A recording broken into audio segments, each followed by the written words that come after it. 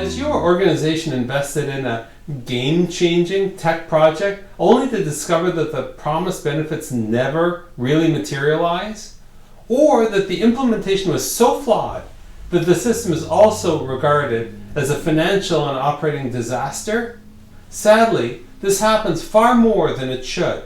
But must this always be the case?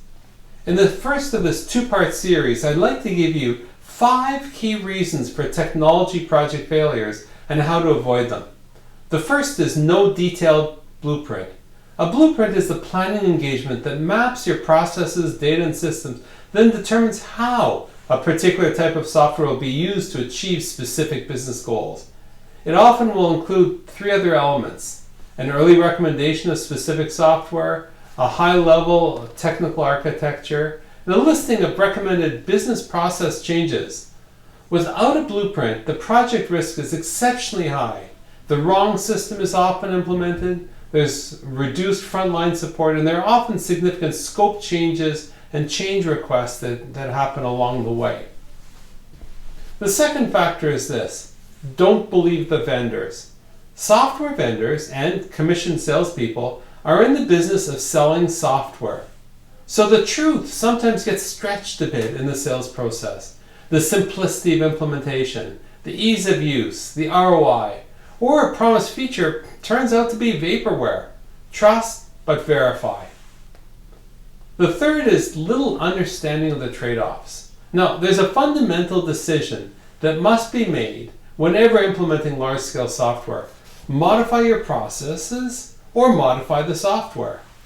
Modify your processes to take advantage of the best practices embedded within the software. Choosing this approach means lower software customization costs, but higher change management costs.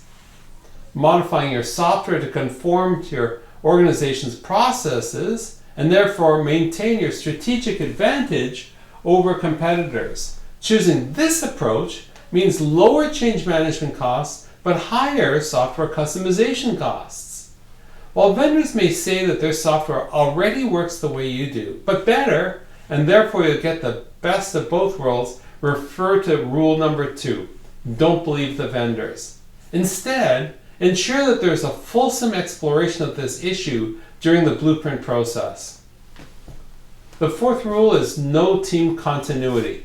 Too often, the team selling the engagement is different than the team doing the blueprint, which is different than the team doing the implementation, which is different than the team doing the training. Every time there is a swap, the new team needs to learn all about your industry, your organization, specifics of the project over and over and over again. Another huge dividend from team continuity is strong relationships and an exceptionally high level of trust. Now, a separate but related aspect of continuity is within the implementation team itself. Many failed projects are caused when there is no continuity in project management. The fifth rule is this: double the training and double the support.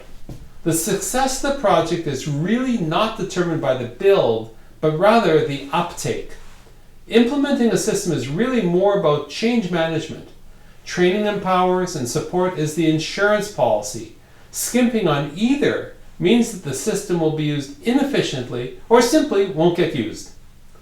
Whatever you think is the right amount of training and support, my recommendation, double it. While these 5 reasons are primarily related to working with external consultants, there are a number of internal factors as well. Look for part 2 of this podcast. Meanwhile, here's your challenge. While large-scale tech projects don't start every day, most organizations are in the middle of at least one. This week, use these points to either reduce existing project risk or relaunch a project gone bad. And the management insight. These items don't just apply to software projects, but are important for virtually every project. Look at a project gone sideways, and you'll often see poor infrastructure choices, poor planning, poor continuity, minimized training, and inadequate support. I'm Randall Craig. I hope this got you thinking, and if it resonates, let me know why, and reach out at www.randallcraig.com.